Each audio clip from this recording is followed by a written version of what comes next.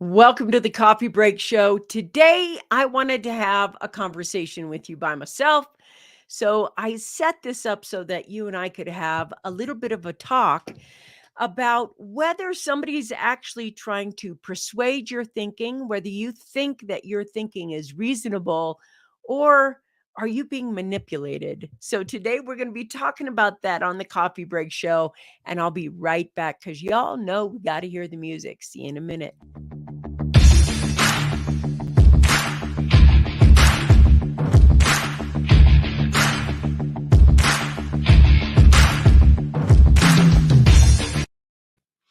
You're on the Success Secrets for Business, Family, and Life channel. I'm Vickie Helm. And I got to be honest, today I am not feeling happy. I'm kind of a little sad. I have some sadness in me. And I'm going to be taking this coffee break show today to express something that I think is so important that I just made an entire show for that.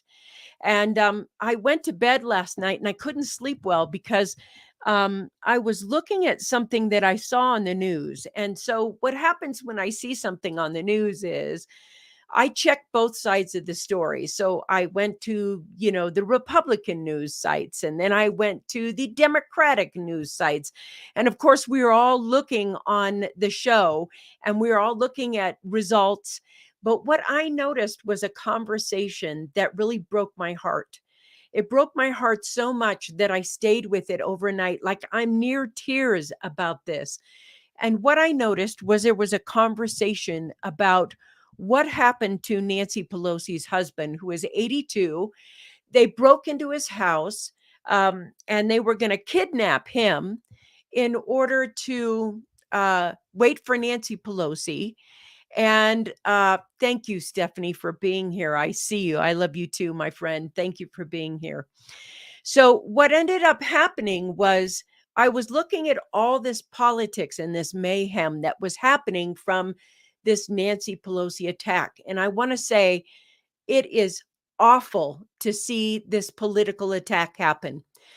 But what happened with the media was I noticed they were skewing the story to point out how Republicans didn't react appropriately to what happened in Nancy and Democrats reacting to the story inappropriately or appropriately.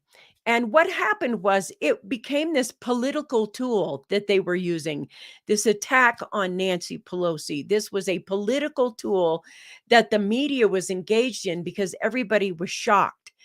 But what happened was it was kind of like every party was trying to blame it on the other party. Well, the attack happened because of this. The attack happened because of that. Well, guess what? The attack happened, and it's true. It was terrible. But no American made that attack. Neither party made that attack. The attack happened from somebody who didn't even live in this country. They were Canadian. And they were, to me, trying to make it like these two parties had created this scenario. And that's why the attack happened on Nancy Pelosi. And I kept watching news show after news show after news show. And they were thinking, well, President Trump or ex-President Trump, he didn't have a good reaction to, he made light of it. Well, Biden, he would have said this or done that. We don't know what anybody would have done. But what I noticed was the toying with the people that were watching the show. What I noticed was the toying with your mind or your opinions or what you thought or what you made that fearful thing. And as I saw that, I was like, okay, I want to say something. The attack happened. It was really horrible. It was really awful. But to politicize it and make it a party conversation is bullshit. It's actually that the American people were looking at somebody who was a foreigner. If it was any other country, they probably would have called it a terrorist act. So what I want to make sure is that we understand that as Americans, no American was at the Pelosi house breaking windows or breaking in. And although there's a lot of media coverage for this, that's saying, oh, well, the parties, look at how the parties reacted. We aren't parties. We are Americans. Parties are concepts that people made up to acquire money so that they could, run campaigns for their votes. But the truth is, we're Americans. And as we went to the polls yesterday in droves to make our voices heard, it wasn't because we're Democrats or Republicans. It's because we are Americans. And Americans have this great thing called voting that allows you to have your opinion be heard by the governments. And I think right now that pitting us against each other in that way is so unhealthy. It made me so sad. I cannot tell you how heavy my heart is, because I believe that we have been manipulated so much. Do you guys remember the Cambridge Analytica scandal in 2016 that messed with our elections? And then there was the Russian hacker thing that messed with our elections. Well, guess what? I think there are people trying to mess with our elections. I just do. And I also believe that the media, now I'm going to say a 1970s term, and I'm going to use it right now. I think the media, and there are people out there that are trying to mess with your head. They're trying to mess with how you think. They're trying to mess with how you feel. They're trying to get you to doubt yourself. They're trying to get you to look outside of yourself and constantly listen to them, to hope to God that you actually are going to make some sort of different choice based on what they're doing. They are trying to mess with you. Um, uh, yes, here I see all the comments coming in. Thank you for this. Trudeau has been doing this since 2020, trying to divide and pit people against each other. And it's not just politics, it's the media that I think is really in. People are trying to pit us against each other. We are people. We're not ideologies. We're not concepts. The way you think can change in a minute. Your opinion can change in a minute. The fundamental thing that we are is a unit of consciousness. And I think people are trying to mess with your heads, mess with your thinking.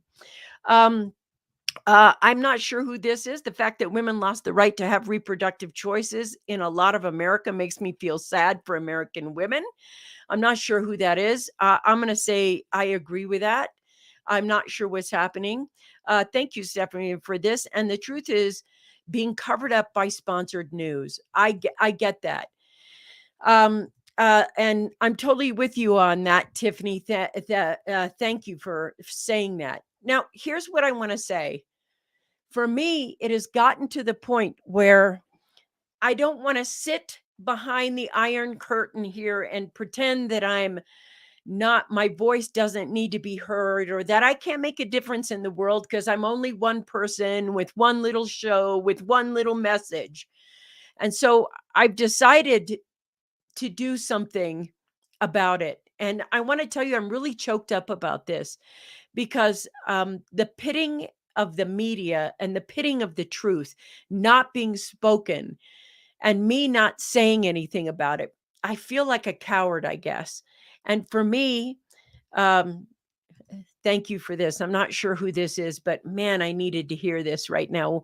One drop can make a huge ripple. Thank you. I feel that way.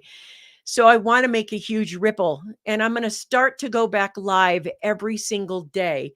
And maybe the conversation is only going to be about 15 or 20 minutes. On Wednesdays, we will have our guest, and we'll still have our guest.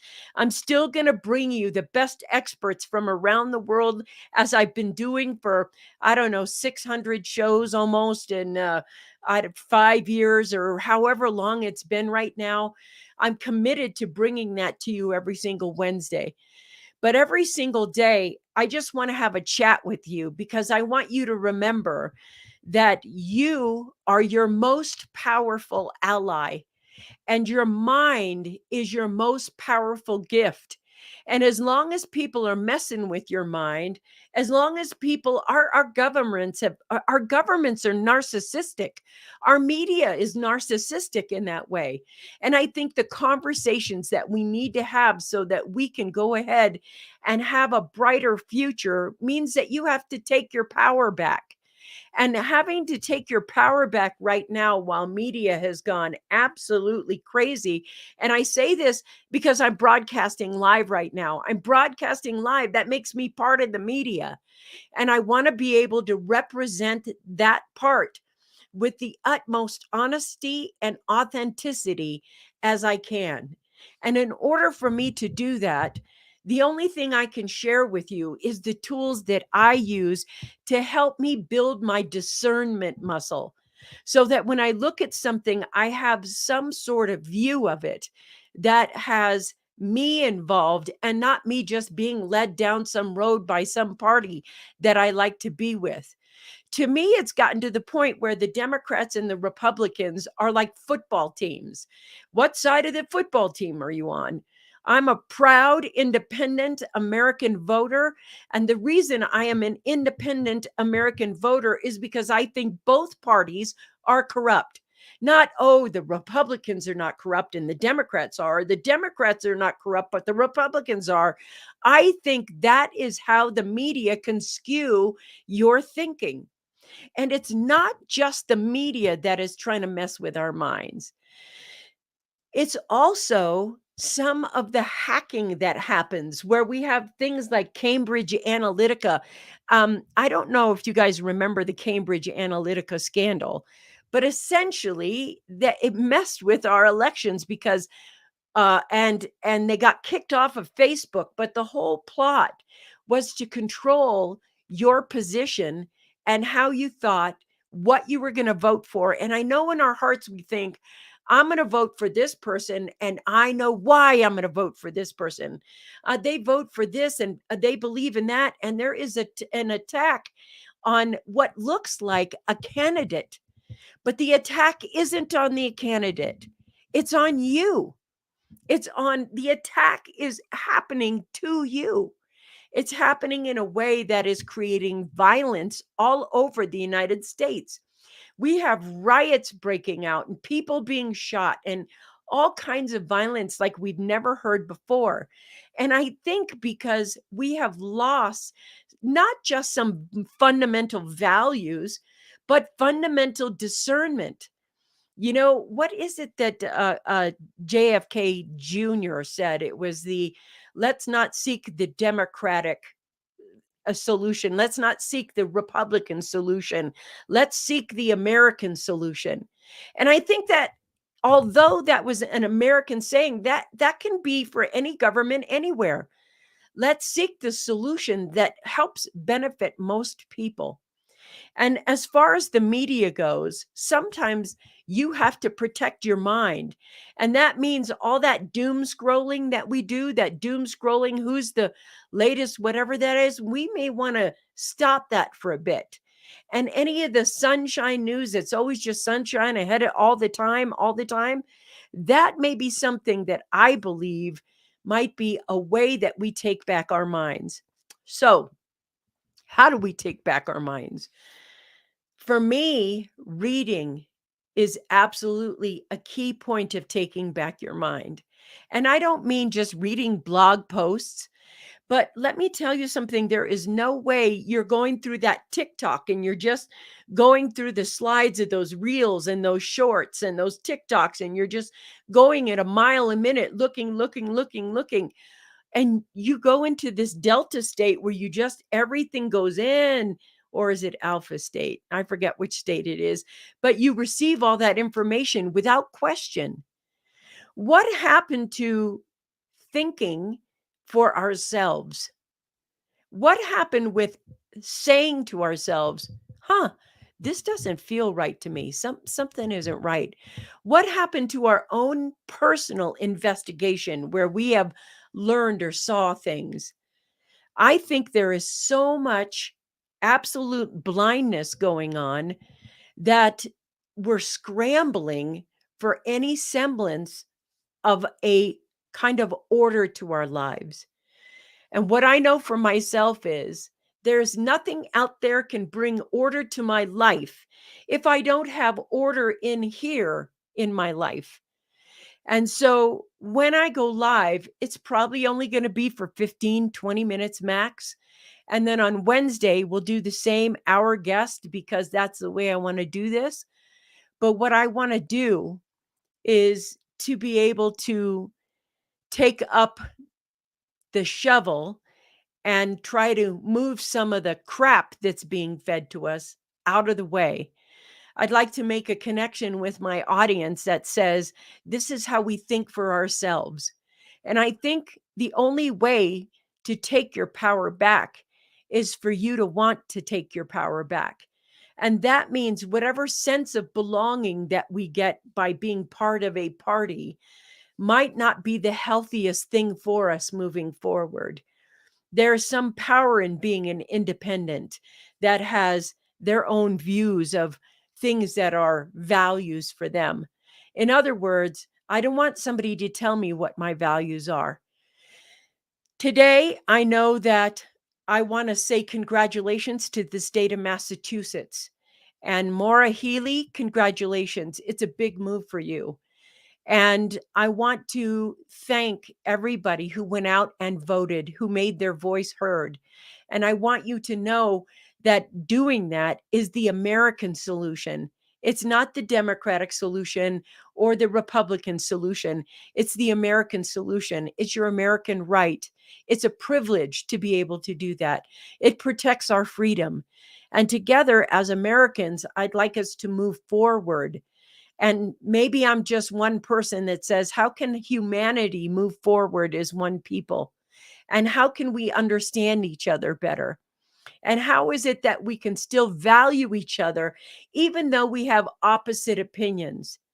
So Oprah Winfrey backed Fetterman in Philadelphia.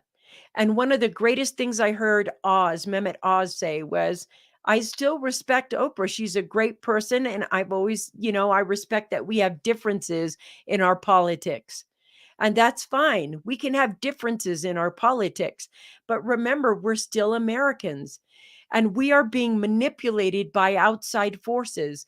And until we come together as a unit of American people or a country of people, then we may still be able to be manipulated. It's just kind of like those two parties are never going to stop trying to manipulate how you think. The media isn't going to stop trying to manipulate how you think or how you feel or what sells their paper. They're not going to stop that. So if you don't stop it, do you see how it's not going to stop? And it has to stop here. Thank you for letting me have my little rant today. My heart is really broken. And at the same time, it's really feeling like it wants to take up this topic and continue the conversation with you in several different ways. So, starting Monday, I will see you for 15 minutes on the daily. And I'm looking forward to having these short conversations with you. Thanks for joining me today on the Coffee Break Show. And next Wednesday, I promise I'll bring back another live guest where we'll talk for an hour. Until then, you guys always know that it's time to hear the music. Mwah! Bye.